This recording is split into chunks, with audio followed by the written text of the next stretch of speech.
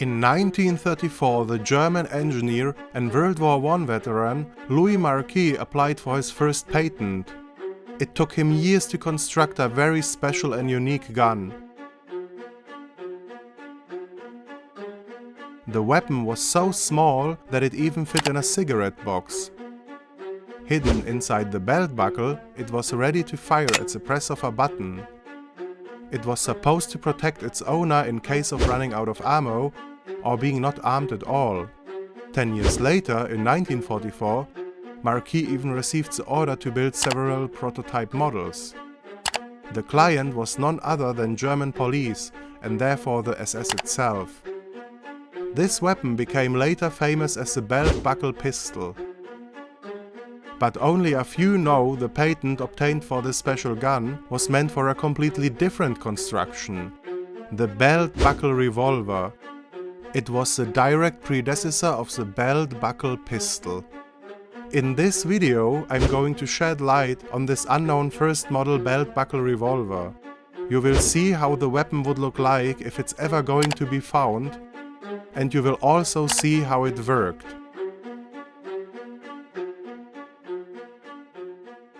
But first, let's go back to 1966.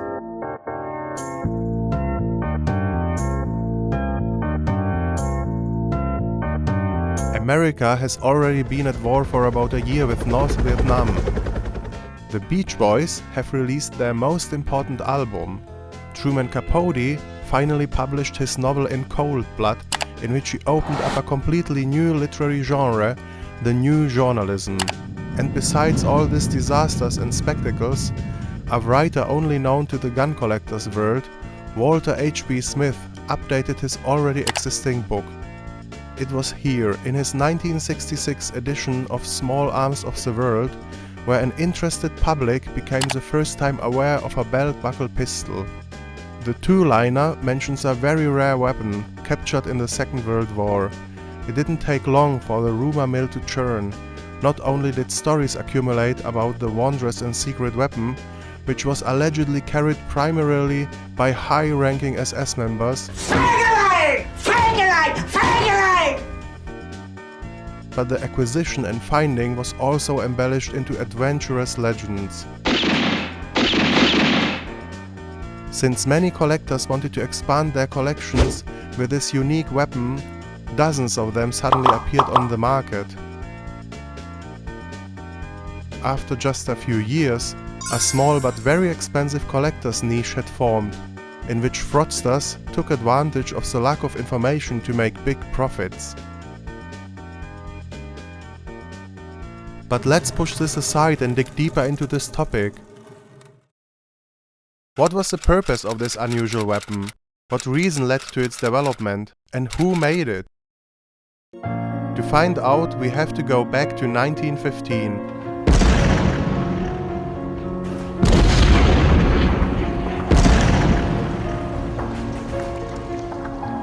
Europe is on fire. The First World War rages. We are at the Eastern Front in Galicia. The Austro-Hungarian army had suffered severe losses by the end of 1914. A year later, at the end of 1915, German and Austro-Hungarian units tried to push back the front line. Small gains in terrain are achieved, but all in all the situation remains unchanged. This is where Marquis starts with his story. In December 1915, as a young soldier, he was involved in the conquest of a village. The company drove the Russian defenders out.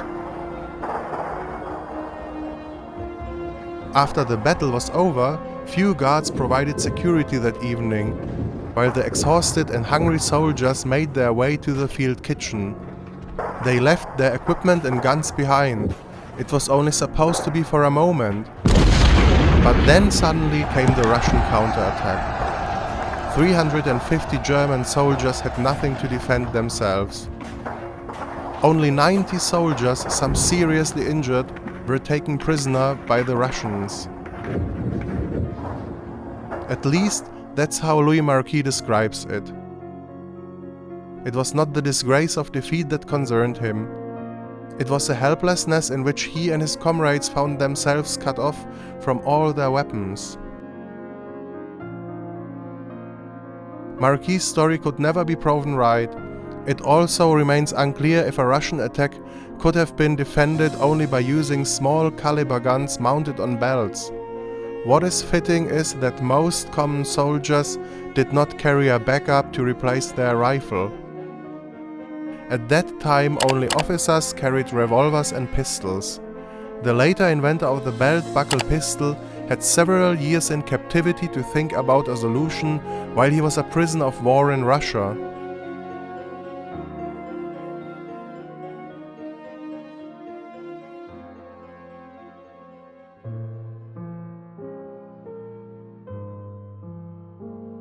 And who exactly was the inventor Louis Marquis? Little is known, and when I say little, I mean almost nothing. He lived in the German city of Wuppertal in the district of Elberfeld. He might have been born at the end of the 19th century. In 1914, when he was drafted, the majority of the draftees were still young men. Although his name is French, his nationality must have been German. Why else was he fighting in a German uniform? Louis Marquis was married. His only child was his daughter. His daughter will probably has discarded her family name when she married, so there is no longer anyone related to his family you could find under that name. It would be extremely difficult to find descendants of the inventor who are still alive today. Just finding an image depicting him was very difficult. But yes, I found one.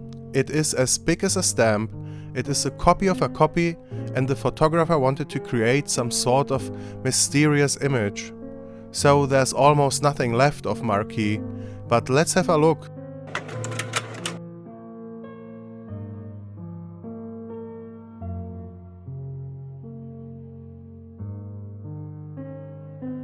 How about his life and his career?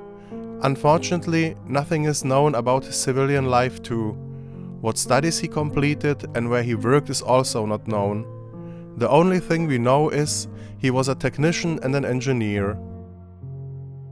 The topic of hidden weapons did not seem to have let go of him even after the war.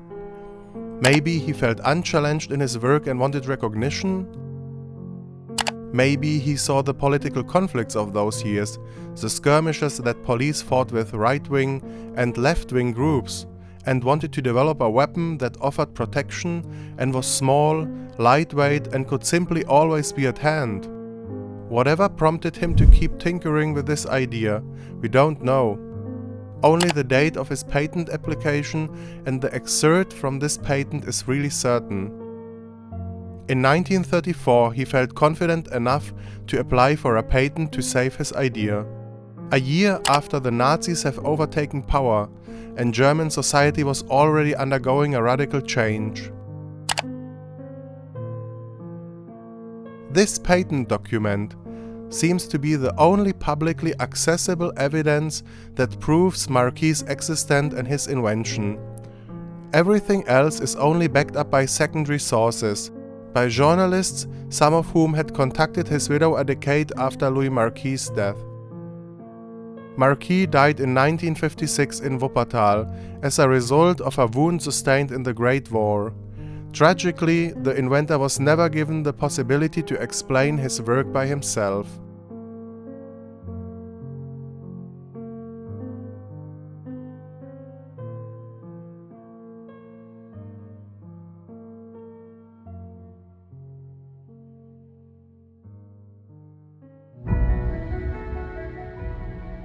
The Belt Buckle Revolver was an extraordinary idea, and the challenge of implementing it was immense. We can see this just from the long development period. It took him 16 years to apply for a patent and another 10 years to have a ready product for sale.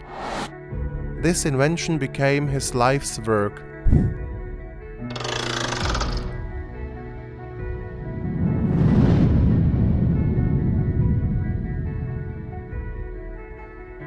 Marquis finally came up with a small metal box in the size of a belt buckle. A revolver drum is mounted on the foreplate, holding up to 14 22 caliber rounds. A trigger sticks out of the bottom on the right side of the steel casing. A retaining pin which acts like the safety is placed on the top above the trigger. The rear side is open. The belt buckle revolver was meant to be placed on a belt buckle holder.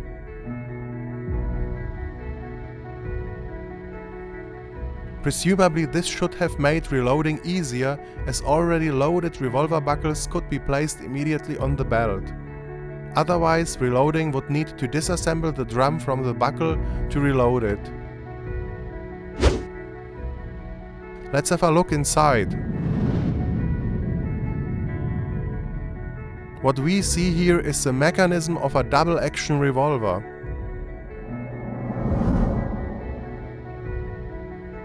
We have a trigger, spring-loaded. A hammer with a trapdoor. And the main spring. The hammer is called slider in the patent excerpt, as it slides back and forth. A safety pin which holds the slider in place, spring-loaded. A firing pin, spring-loaded. A lever which turns the drum, spring-loaded. And a spring-loaded retaining pin.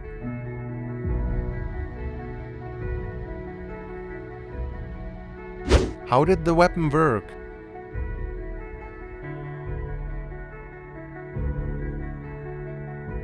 You unlock the safety pin and start pressing the trigger. The inner end of the trigger has two prongs. The larger one pushes the slider till the second one reaches the drum rotating lever. At this point the trigger starts pushing the rotating lever too.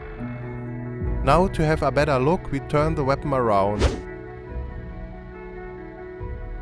The lever being pushed performs enough pressure on the retaining pin to let the gear rim push the retaining pin out of the way and lock it back in the next position. The next loaded chamber is turned into place right in front of the firing pin. Right after the retaining pin locked the drum, the large prong on the trigger reaches the point where it slides off. At this point, the tension of the spring has reached its highest peak. The slider slides with a lot of power forward. The beveled side of the slider hits the beveled side of the firing pin. This is the most difficult part of this construction, to transfer the energy of the slider into the firing pin in an angle of 90 degrees. The firing pin is fastened on both sides by movable pins to allow it to swing back and forth. As soon as the slider hits the pin is literally being swinged into the primer cap and ignites the cartridge. The spring below the firing pin moves the firing pin afterwards immediately back into its firing position. The spring-loaded trigger pushes its way back into its firing position, passing the trapdoor, which allows the trigger prong to pass only from this side. And finally, the safety pin snaps back into place and secures the weapon. Now the weapon is ready to be fired again.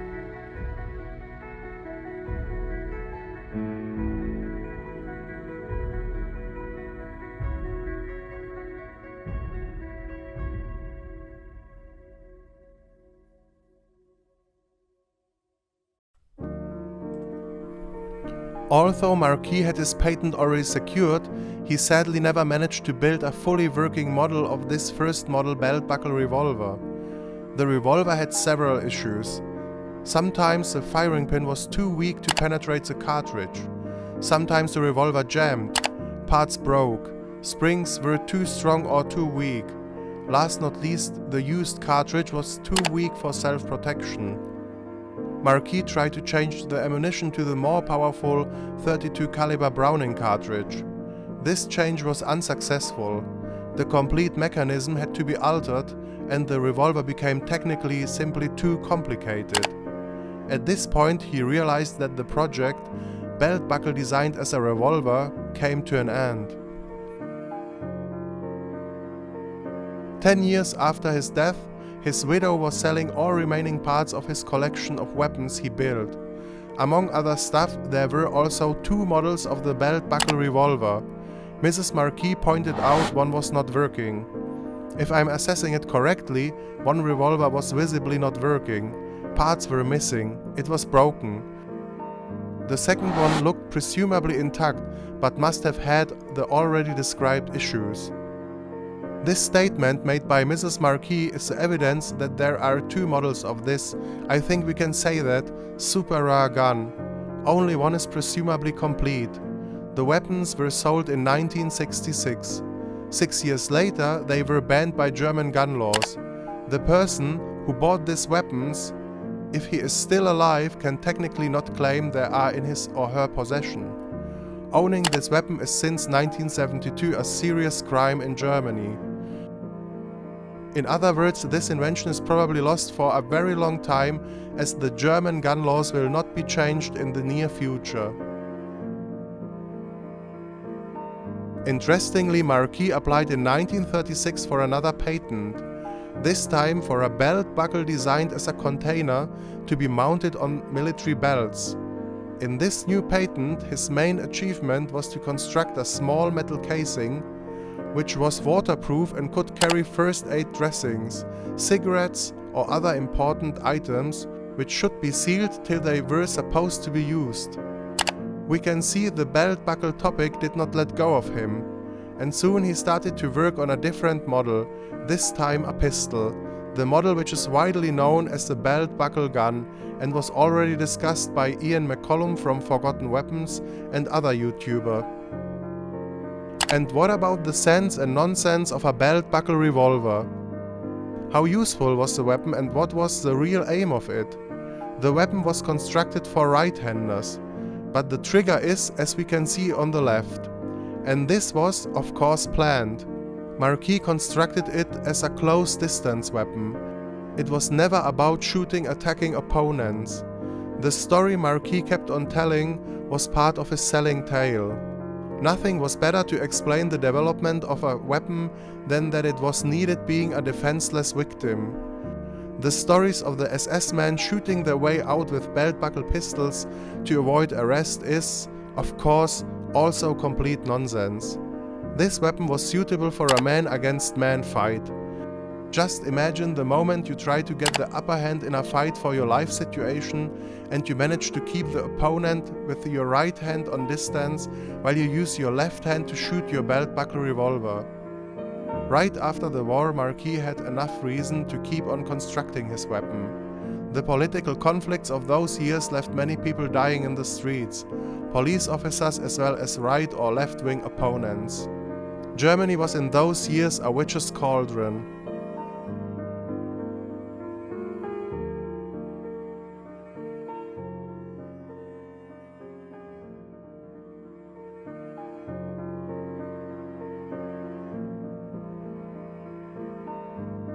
Hello everyone! I decided to make this documentation after I have found the patent drawings of Marquis and understood there were at least 2 models of the belt buckle pistol. From watching YouTube videos I already knew the later model, but I was unaware there was also a revolver. So I searched old journals from the 60s and finally found a lot more information. Among other things, there was also the patent excerpt. The hardest part was to understand the patent drawings, as the drawings are not always correct and they are missing important details. Luckily, the main part of the patent excerpt is an explanation of the function of the revolver. And this helped a lot in understanding how the revolver worked. I was also able to produce a realistic photomontage of the weapon. And I think especially this picture makes it finally real, because it is not only a flat and complicated drawing and people can imagine what it was about. Eventually I decided to do this video as I have the feeling this is something that might also interest others. Unfortunately, during my search I couldn't find a patent and drawing to the second and later model, the belt buckle pistol. This could have been because Marquis finished his work during war, and I guess most of the office workers were already drafted. Unimportant work was definitely piling up those days. In the near future I also plan to do a second part, this time on the later model, the belt buckle pistol, as I think there are still some details to be told. As you can see, I'm highly interested in history and will keep exploring it further on this channel, so stay tuned. That's it by now and thank you for watching.